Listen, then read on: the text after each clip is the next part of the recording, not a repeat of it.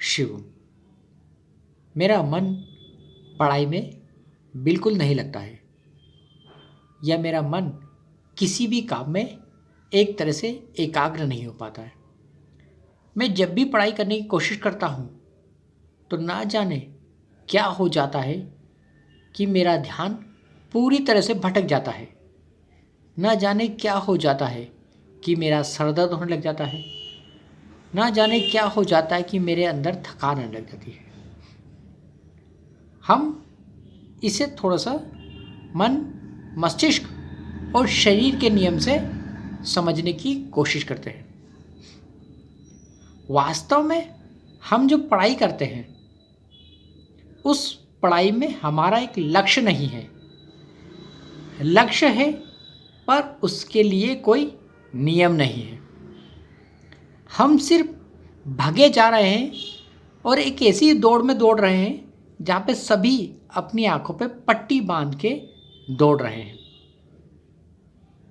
हमने एक ऐसी दौड़ शुरू कर दी है जिसका अंत नहीं है, और जहाँ पे अंत नहीं दिखाई देता वह इंसान अपने आप ही हार जाता है।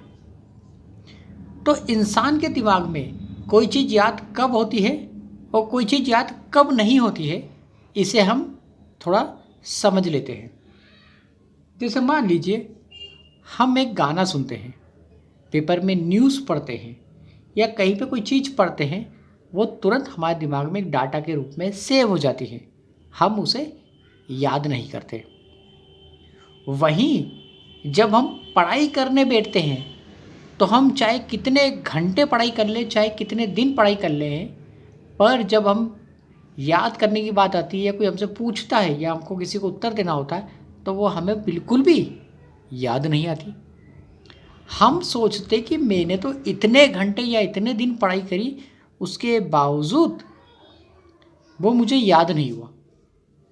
क्यों? क्योंकि जो तुमने पढ़ा है वो ऊपरी मन से पढ़ा है। ऊपरी मन मतलब कि वास्तव में तुम्हारी आंखें नंबर या कागज या शब्दों को तो देख ही नहीं रही थी, बस तुम देख रहे थे। क्योंकि जब तुम मन को एक स्थिर अवस्था में रख के देखोगे तो तुम्हें डाटा के रूप में याद हो जाएगा। हमारी गलती क्या होती है कि हम कभी मन को साधने का अभ्यास नहीं करते। हम सोचते कि हमारा दिमाग डायनेमिक बन जाए। बड़ी बड़ी थ्योरी आती है, बड़े बड़े प्रोजेक्ट आते हैं, लोग ये ले आते वो ले आते कि इससे मन मजबूत हो जाएगा, इससे मन ताकत। ऐसा कुछ भी नहीं होता। मन को साधना पड़ता है, मन की साधना करना पड़ती है और अपने मन को अपने वश में करने का अभ्यास करना पड़ता है। तभी दिमाग शक्तिशाली और ताकतवर बन पाता है।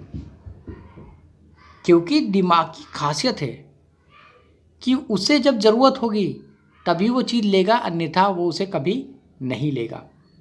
इसका साधारण सा शारीरिक एग्जाम्पल देता हूँ मैं तुम्हें।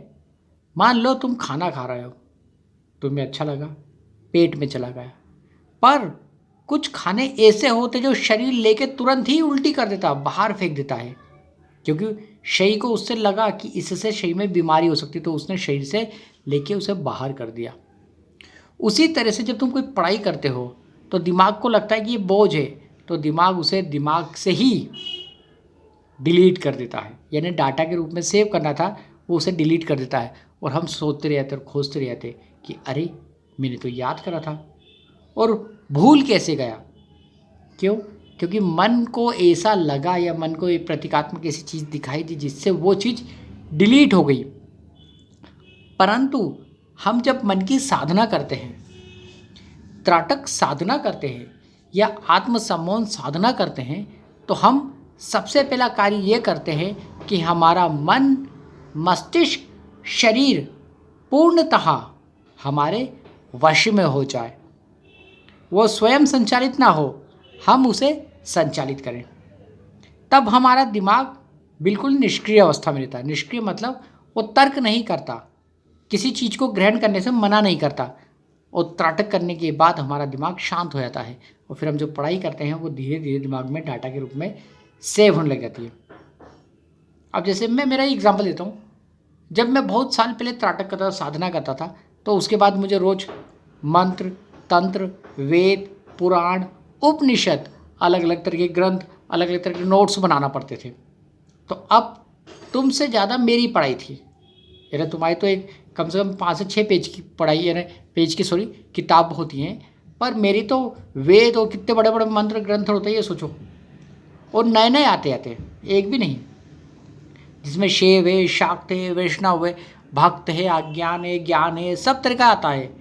अद्वैत है, द्वैत है, विशेषद्वैत है, इस तरह के बहुत सारे सिद्धांत आते ही जाते हैं और पढ़ना पड़ता है। मेरे स्टार्टिंग टाइम में मैं कम से कम मान के ये चलो कि साल की 25 किताबें पढ़ता ही था। क्यों? क्योंकि मुझे लोगों को सिखाना पड़ता था, लोगों को डिस्कस करना पड़ती थी, तो उसके लिए मुझे पढ़ना पड़ता था। अब अगर पढ़ रहा हूँ और मुझे ही याद नहीं होगा तो मैं किसी को क्या सिखा पाऊँगा और किसी को क्या समझा पाऊँगा। तो इसीलिए मैं हमेशा कहता हूँ कि अपने मन पे ज़्यादा फोकस करो। बाहरी आवरण को जितना छोड़ोगे उतने सक्सेस हो जाओगे, क्योंकि तुम्हारा दिमाग तेज चलेगा तो तुम सब कुछ कर सकते हो।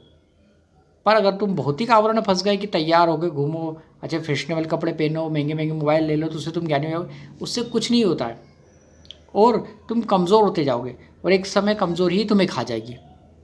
जो ज़्यादा दिमाग का यूज़ करता है, मस्तिष्क का ज़्यादा उपयोग करता है, उसका दिमाग ही तेज चलता है। पर जो मशीन पर डिपेंड हो जाता है उसका दिमाग कभी कार्य नहीं कर सकता। हमें मोबाइल कंपनियों ने इस तरह से पागल बना दिया है कि मोबाइल बगैर हमारा कुछ काम ही नहीं हो सकता। इसीलिए हमारा दिमाग और कमज़ोर होता जा रहा है, हमारी बुद्धि और क्षीण होती आ रही है। क्यों? क्योंकि हमें कुछ करना ही नहीं। जैसे अभी एक एडवर्टाइजमेंट बहुत चल रहा है, बोलने से सब कुछ होगा, कुछ भी जानकारी चाहिए गूगल पे बोल लो। अरे भाई ये सब करना है तो पढ़ाई भी क्यों करते हो? गूगल पे ही बोल लो। एग्ज़ाम भी क्या देते हो? गूगल ही बोल देगा। पर एग्ज़ाम के टाइम खुद ही बोलना पड़ता है। तो यहाँ पे तुम्हें समझना पड़ेगा, कंपनी अपना बिजनेस कर रही है, उन्हें उस तरह की मार्केटिंग की अरबों खरबों रुपए मिलते हैं, पर तुम्हें क्या मिलेगा? कुछ नहीं। इससे उल्टा तुम्हारा दिमाग वीक होता जाएगा। मशीन का उपयोग करो पर मशीन पे डिपेंड मत हो जाओ कि सब कुछ गूगल करके देगा। तो तुम क्या करोगे? अगर बुद्धि का उपयोग नहीं करोगे तो फिर बुद्धि का उपयोग ही नहीं है तो बुद्धि होगी कहाँ?